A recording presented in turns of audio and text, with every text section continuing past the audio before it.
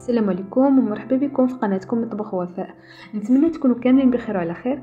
الوصفه ديال اليوم عباره عن سلو او سفوف او زميطه على حسب كل منطقه وكي كيسميوه. فبقوا معايا حتى التالي باش تشوفوا المقادير وطريقه التحضير وتشوفوا السر باش يجيكم هكا معلك ومقرمش ومقوم على حقه وطريقه.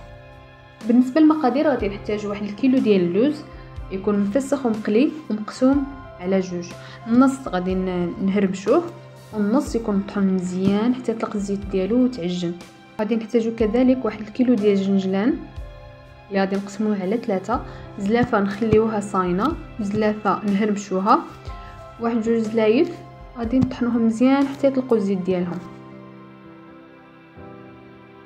هنايا عندي سكر كلاصي على حسب الذوق، واحد شويه ديال المسكه حره مدقوقه مع السكر، 1 جوج معالق كبار ديال النافع، 1 معلقه كبيره ديال حبه حلاوه، و2 معالق كبار ديال القرفه، واكيد ما نساوش واحد القبيصه ديال الملح لتصحيح الذوق.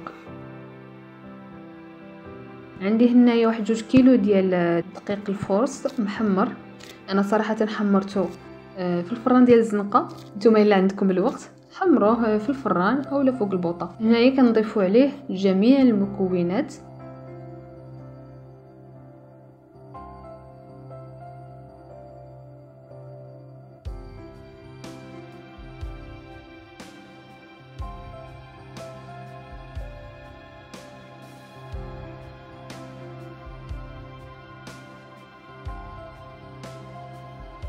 هنايا السكر غادي نبقاو نضيفو شويه بشويه، حنا كنخلطوه وكنذوقو حتى كنتحصلوا على الحلاوه اللي بغينا.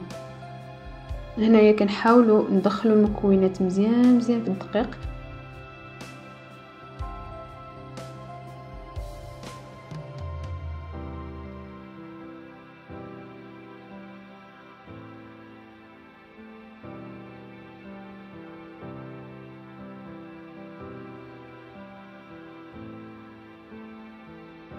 وباش تحافظوا على السلو يبقى لكم واحد المده اطول مقرمش، غادي تخلطوا غير الكميه اللي تحتاجوا.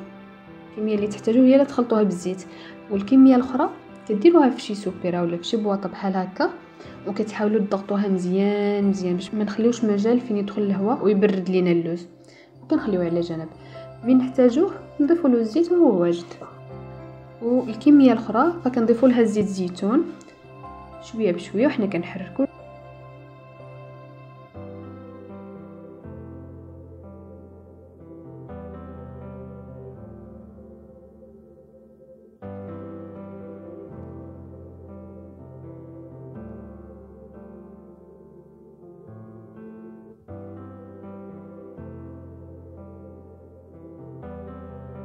هنايا انا الفيديو راني سرعته باش ما يجيكمش طويل بزاف.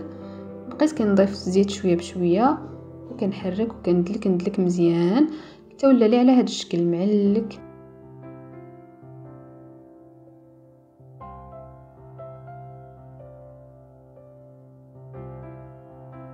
وكيكون هذا هو الشكل ديالو النهائي. انا زينته بحبيبات ديال اللوز مقلي. غير حيت كنصور من بعد غادي نجمعه في بواطه ونسد عليها مزيان ونخليها بجنب، واش ما احتاجيت كنحط منها بالصحه والراحه. وكيكون هذا هو الفيديو ديالنا ديال اليوم.